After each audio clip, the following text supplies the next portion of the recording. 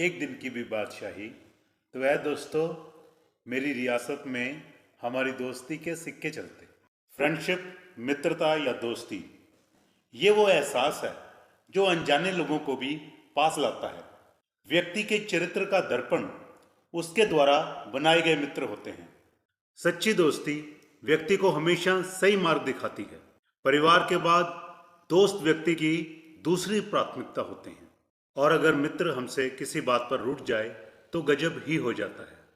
इसी बात को लेकर रहीम जी ने एक दोहे में कहा है, टूटे सजन मनाइए जो टूटे सौ बार, रहीमन फिर पोइए टूटे मुक्ताहार। यानी कि सच्चे मित्र अगर हमसे रूठ जाएं, हमें उन्हें मना लेना चाहिए। जिस प्रकार एक मोतियों की माला जब टूटकर बिखर जाती है तो हम सभी मोतियों को इकट्ठा करके दोबारा पिरो लेते हैं, क्योंकि वो मूल्यवान होते हैं। इसी तरह से सच्चे मित्र भी मूल्यवान होते हैं। अगर वो हमसे किसी बात पर रुठ जाएं, हमें उनको मना लेना चाहिए। हमें उनको खोना नहीं चाहिए। दोस्ती दुनिया का सबसे खूबसूरत रिश्ता होता है।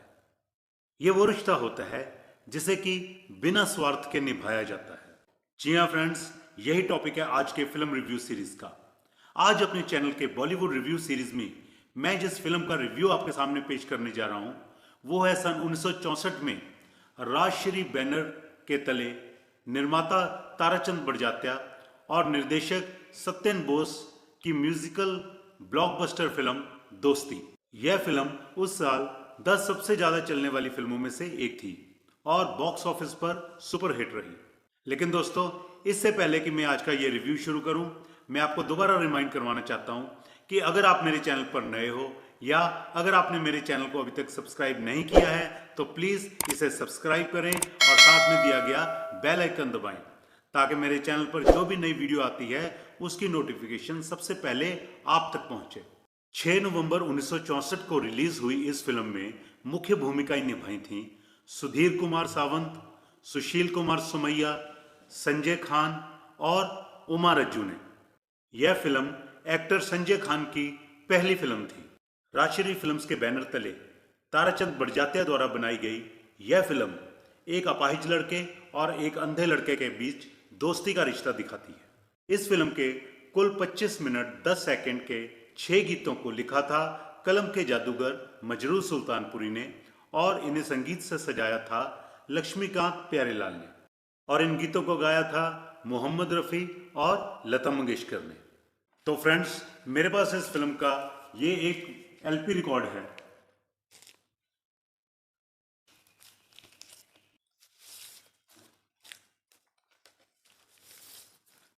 तो फ्रेंड्स, ये वो एलपी रिकॉर्ड है और इसे ओडियन कंपनी ने रिलीज किया था।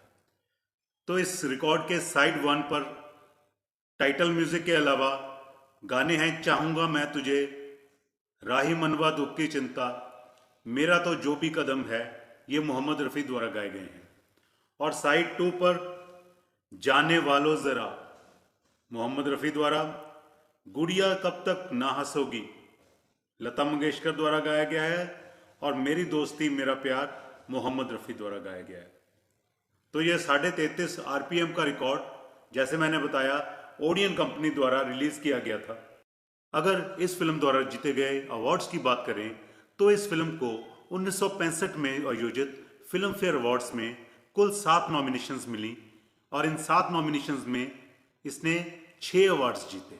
Film fair best film award मिला निर्माता ताराचंद बड़जात्या को। फिल्म फेयर बेस्ट स्टोरी का अवार्ड मिला राइटर बान भट्ट को। गोविंद मुनीज को Filmfare best dialogue writer का अवार्ड मिला। Filmfare best music director का अवार्ड जीता म्यूजिक डायरेक्टर्स लक्ष्मीकांत प्यारेलाल ने। इस फिल्म के गीत चाहूंगा मैं तुझे सांझ सवेरे के लिए film fair best playback male singer का अवार्ड जीता मोहम्मद रफ़ी ने, और इसी गीत के लिए फिल्म फेयर बेस्ट लिरिसिस्ट के रूप में मजरूर सुल्तानपुरी को इस अवार्ड से नवाजा गया। हालांकि डायरेक्टर सत्यन बोस को फिल्म फेयर बेस्ट डायरेक्टर के अवार्ड का नॉमिनेशन तो मिला, लेकिन ये अवार्ड जीता इस साल the great showman Raj Kapoor ने अपनी फिल्म संगम के लिए।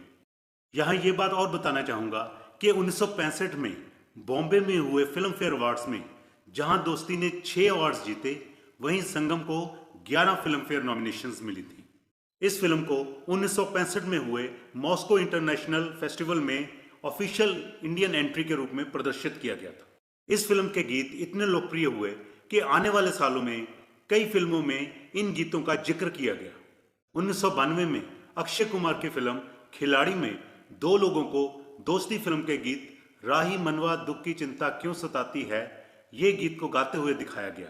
1966 में शशि कपूर, किशोर कुमार, ओम प्रकाश और महमूद की फिल्म प्यार किए जा में महमूद को इस फिल्म के गीत कोई जब राह ना पाए मेरे संग आए, ये गीत गाते हुए दिखाया गया।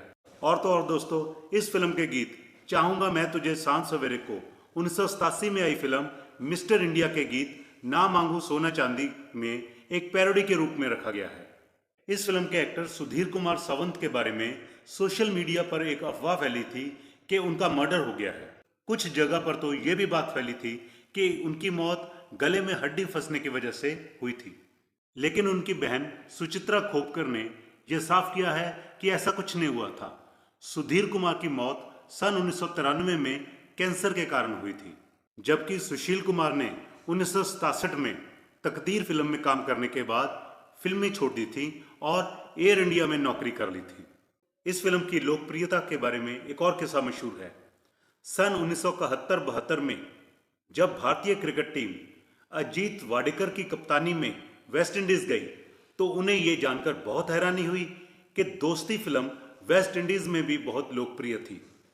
तो चलिए फ्रेंड्स, अब हम इस फिल्म की कहानी की तरफ चलते हैं। रामनाथ गुप्ता उर्फ रामू यानी कि सुशील कुमार के पिता एक फैक्ट्री दुर्घटना में मारे जाते हैं, लेकिन फैक्ट्री के मालिक उनकी मौत का हर्जाना देने से मना कर देते हैं। रामू की मां इस बात को बर्दाश्त नहीं कर सकती और नतीजन वो भी दम तोड़ देती है। उधर एक सड़क हादसे में रामू की भी एक टांग कट जाती है। बेघर रामू जब बंबई की सड़कों पर भटक रहा होता है तो उसकी मुलाकात एक अंधे लड़के मोहन यानी कि सुधीर कुमार से होती है। इन दोनों की कहानी एक जैसी ही है। मोहन जब गांव में था तो उसकी आंखें चली गई थी। मोहन की बहन गांव छोड़कर शहर में आकर एक नर्स बन जाती है ताकि वो अपने भाई मोहन की आंखों का इलाज करा सके। अब मोहन अपनी बहन को ढूंढता हुआ शहर में आता है। इधर रामू और मोहन में दोस्ती हो जाती है। वो दोनों गलियों में गाकर अपना पेट भरते हैं। एक दिन इन दोनों दोस्तों की मुलाकात एक अमीर घर की छोटी लड़की मंजुला उर्फ मंजू से होती है। मंजुला बीमार रहती है और उसके परिवार को उसकी देखभाल के लिए एक नर्स की जरूरत होती है। डॉक्टर मीना को मंजुला के घर ले आते हैं।